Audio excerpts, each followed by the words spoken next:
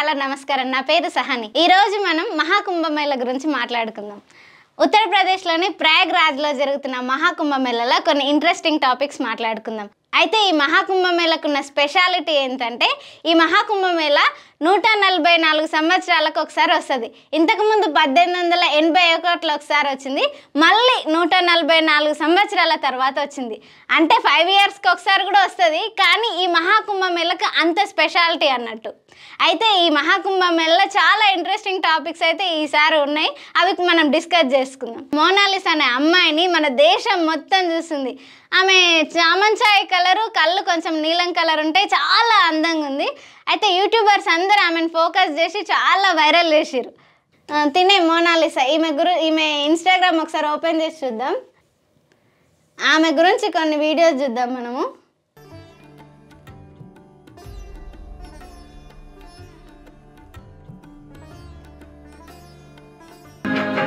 Normal colour natural beauty కానీ ఆమె అందం ఆమె స్మైల్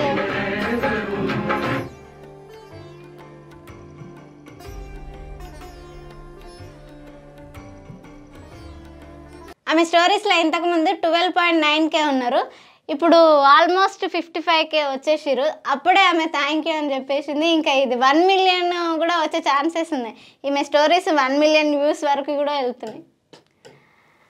కుంభమేళలో మొత్తం మీద మనకు ఒక న్యాచురల్ బ్యూటీ దొరికినట్టే అయితే ఈ యూట్యూబర్స్ అందరు పోయి ఆమెను బాగా ఫోకస్ చేసి ఆమె బిజినెస్కి దెబ్బతినేటట్టు చేసిరు కదా అయితే ఒకనొక టైంలో ఏమైందంటే ఆమె అందమే ఆమె బిజినెస్ లాస్ అయ్యే స్థితికి వచ్చి ఆమె పారిపోయింది ఆమె దగ్గర ఇంటర్వ్యూస్ తీసుకోవాలన్నా లేదంటే ఆమె దగ్గర ఏమైనా కొనాలన్నా కొంచెం డబ్బులు ఇచ్చి కొంటే ఆమెకు హెల్ప్ఫుల్గా ఉంటుంది అట్లనే మూవీస్ కూడా తీసుకుంటే ఆమెకు కూడా బాగుంటుంది ఎందుకంటే ఆమె హీరోయిన్స్కి ఏమాత్రం తగ్గని అందము మన ఇండియాకు ఒక మంచి యాక్టర్ దొరికినట్టు కాబట్టి ఆమెకు మూవీస్లో మంచి అవకాశాలు ఇస్తే బాగుంటుంది ఇక్కడ ఈ కుంభమేళ ఇక్కడ త్రివేణి సంగమంలో భక్తులందరూ వెళ్ళి స్నానాలు చేసుకొని వాళ్ళ పాపాలు కడుక్కోవడానికి ఇక్కడ చూడండి ఎంతమంది కొన్ని కోట్ల మంది ప్రజలు కుంభమేళలో ఉంటారు అయితే ఈ కుంభమేళలో చాలామంది మనకు ఎప్పుడు కనిపించని నాగ సాధవులు అఘోరీలు చాలామంది కనిపిస్తారు ఇప్పుడు వైరల్ కూడా అయ్యారు ఇట్లాంటివే కాకుండా యూట్యూబర్స్ అక్కడ ఇంత కోట్ల మంది పబ్లిక్కి పారిశుద్ధ కార్మికులు ఎట్లాంటి సేవ చేస్తారంటే అక్కడ జస్ట్ 150,000 టాయిలెట్సే ఉంటాయి అంతమందికి టాయిలెట్స్ క్లీన్ చేసి ఈ కుంభమేళ ఇంత బాగా జరగడానికి పారిశుద్ధ కార్మికుల పాత్ర కీలకం ఇక్కడ ఒకసారి చూడాలి ఎందుకంటే ఇన్ని కోట్ల మందికి జస్ట్ 1,50,000 టాయిలెట్స్ మాత్రమే ఉన్నాయి అంటే జస్ట్ 10 మినిట్స్లోనే వాళ్ళు క్లీన్ చేయాలి 10 మినిట్స్లోనే క్లీన్ చేయాలి ఇది ఇంత బాగా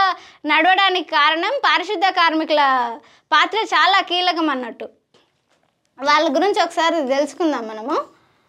కోట్లల్లో జనం వస్తారు వాళ్ళు మల విసర్జన చేస్తారు వీళ్ళు దాన్ని తీయాలి ఇదేనా వారి జీవితం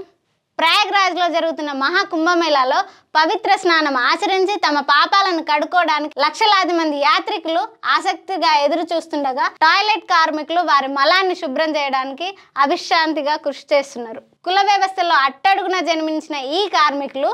కుంభమేళ సజావుగా జరిగేలా చూస్తున్నారు ఈ మహాకుంభమేళ దగ్గర టాయిలెట్స్ క్లీన్ చేసే వాళ్ళందరూ ఎవరనంటే తక్కువ కులంకి చెందిన వాళ్ళు అంటే ఒక 10 మంది టాయిలెట్స్ క్లీనింగ్ ఉంటే అందులో 9 మంది ఖచ్చితంగా ఒక ఎస్సీ వర్గానికి చెందిన వాళ్ళే అక్కడ ఒక అతను ఏమంటుండంటే నేను పదే శుభ్రం చేస్తూనే ఉంటాను కానీ కేవలం 10 నిమిషాల్లోనే ప్రజలు దానిని మురికి చేస్తారని మలంతో నిండిన టాయిలెట్ని శుభ్రం చేసిన సురేష్ వాల్మీకి అన్నారు అతని కుమారుడు వికాస్ వాల్మీకి పక్కనే ఉన్న దుర్వాసన వెదజంతున్న టాయిలెట్ని శుభ్రం చేయడంలో బిజీగా ఉండు జస్ట్ ఒక 10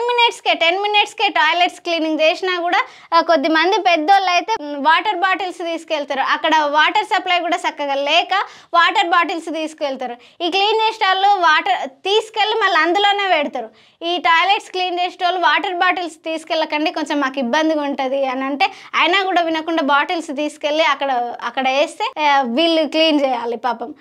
ఈ మహా ఉత్సవాన్ని సజావుగా నిర్వహించడంలో మరుగుదొడ్లను శుభ్రం చేయడానికి నియమించిన 5,000 మంది కార్మికులు కీలక పాత్ర పోషిస్తున్నారు ఈ కార్మికులందరూ దాదాపుగా శతాబ్దాల నాటి కఠినమైన కుల వ్యవస్థలో అట్టడుగు స్థాయికి చెందినవారు ఇది హిందువులను వారి వృత్తి మరియు సామాజిక స్థితి ఆధారంగా విభజించింది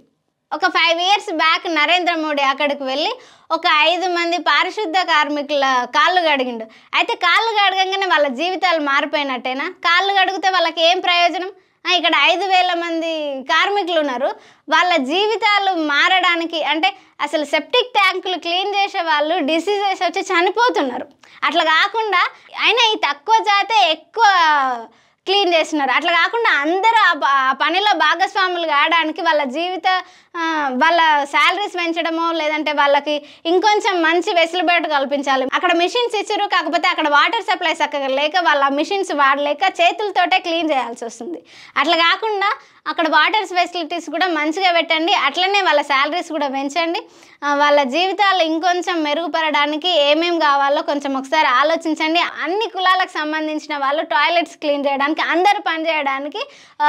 ఆలోచించండి. ఒక ఆమె గీతా వాల్మీకి అని కేవలం 300 రూపాయలకి, ఆమెకు రోజు ఒక 300 రూపాయలకే పని చేయడానికి దాదాపు 200 కిలోమీటర్ల నుండి వస్తుంది.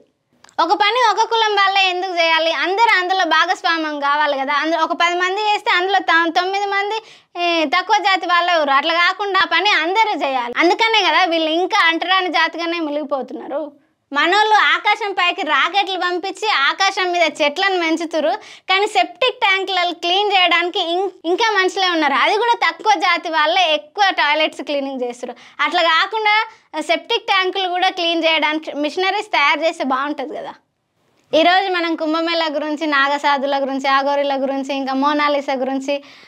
పారిశుద్ధ కార్మికుల గురించి ఇట్లా తెలుసుకున్నాం కదా. మరిన్ని మంచి విషయాల కోసం మన ఛానల్ని సబ్స్క్రైబ్ చేయండి, మనకు సపోర్ట్ చేయండి. Thank you.